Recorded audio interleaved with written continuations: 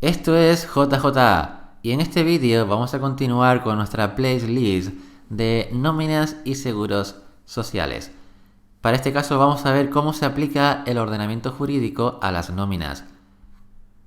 Como en todo el derecho, hay una jerarquía sobre normas, reglamentos, leyes orgánicas, ordinarias, etc. Y aquí ocurre igual. Tenemos varios criterios que organiza la estructura jurídica de una nómina, así como principios laborales para el trabajador y su nómina. La legalidad de una nómina sigue un criterio de orden normativo.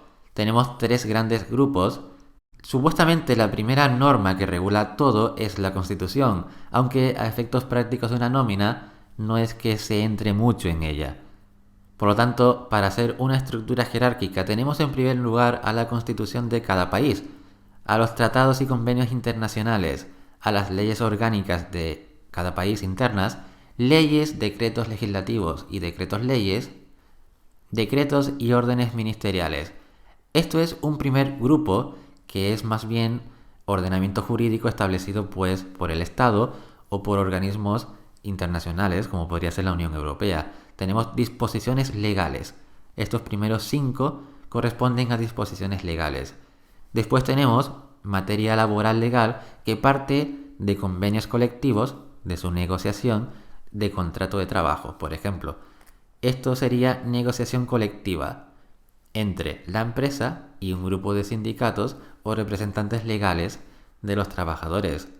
Y por último tenemos un tercer gran grupo que está compuesto por leyes y normas que derivan de los usos y costumbres locales y profesionales y una serie de principios generales del derecho. En derecho hay varios criterios, como por ejemplo que una norma superior deroga una inferior, de rango inferior, que sea contradictoria con la anterior, es decir, siempre prevalece la superior del ordenamiento jurídico. Aunque no obstante, aquí hay una serie de excepciones si favorecen al trabajador. Es decir, si una norma de rango inferior de ley es más favorable que una de rango superior, esta inferior deroga a la superior ya que está a favor del trabajador. Esto se llama el principio de norma más favorable.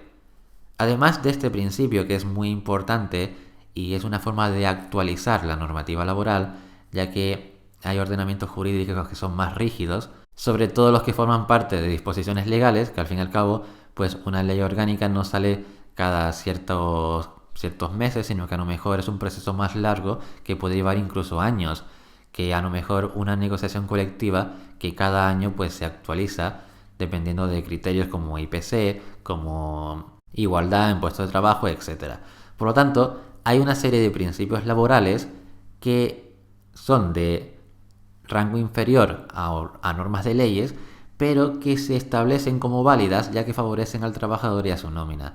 Estos principios son los siguientes. Principio de norma más favorable.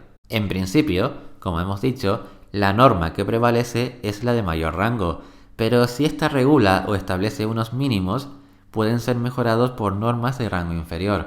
Por ejemplo, el salario mínimo interprofesional o SMI, que es una norma de rango 5, puede ser derogada por una norma surgida de la negociación colectiva de rango 6, siempre que mejore el mínimo establecido. Es decir, el salario mínimo interprofesional nunca puede ser inferior al establecido legalmente, pero si se establece uno superior por negociación colectiva, el SMI legalmente establecido se deroga, se quita, y el que es válido es el surgido de la negociación colectiva.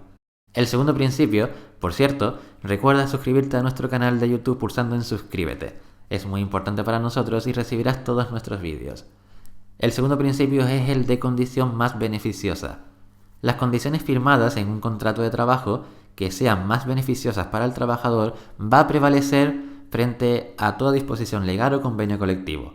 Por ejemplo, el Estatuto de los Trabajadores es una norma o reglamento de rango 4 y este establece 30 días de vacaciones anuales. Supongamos que el convenio colectivo de rango 6 también da esos 30 días, pero si en el contrato de trabajo individual de cada persona, que es de rango 7, le hemos dicho que vas a tener 2 meses de vacaciones, prevalece el contrato de trabajo por encima del Estatuto de los Trabajadores y del convenio colectivo.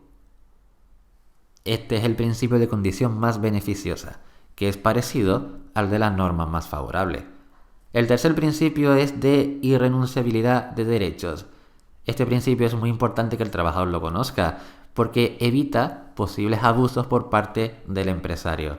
Este principio nos dice que hay una serie de derechos fundamentales, que muchos de ellos están plasmados en la Constitución, para los que ninguna persona, aún firmando un contrato de trabajo, puede renunciar en ninguna cláusula.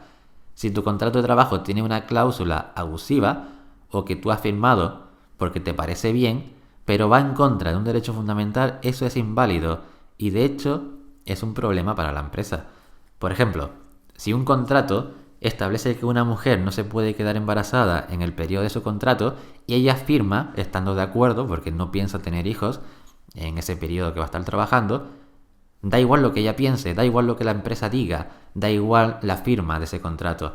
Esto es ilegal. Se trata de una cláusula ilegal al violar un derecho fundamental de la mujer, que es el de el embarazo. Y el último principio es el principio in dubia pro operatio. Este principio, que a priori tiene una buena intención, apenas se usa, porque el poder de negociación de un trabajador es muy poco al de la empresa y sus abogados. Este principio lo que nos quiere decir que en caso de duda sobre cómo aplicar una norma a una situación, a un determinado contexto donde está envuelto el trabajador, la interpretación de esa norma jurídica legal debe hacerse con el resultado más beneficioso para el trabajador. Esto no ocurre así y la influencia de los abogados para la empresa hace que se vele siempre por el interés de la empresa y no del trabajador. Este principio que pretende proteger al trabajador no sale bien en la práctica para el lado del trabajador. Y hasta aquí este vídeo sobre ordenamiento jurídico para las nóminas. Recuerda suscribirte a nuestro canal de YouTube para que no te pierdas ninguno de nuestros vídeos. Nos vemos en el próximo sobre nóminas y seguros sociales.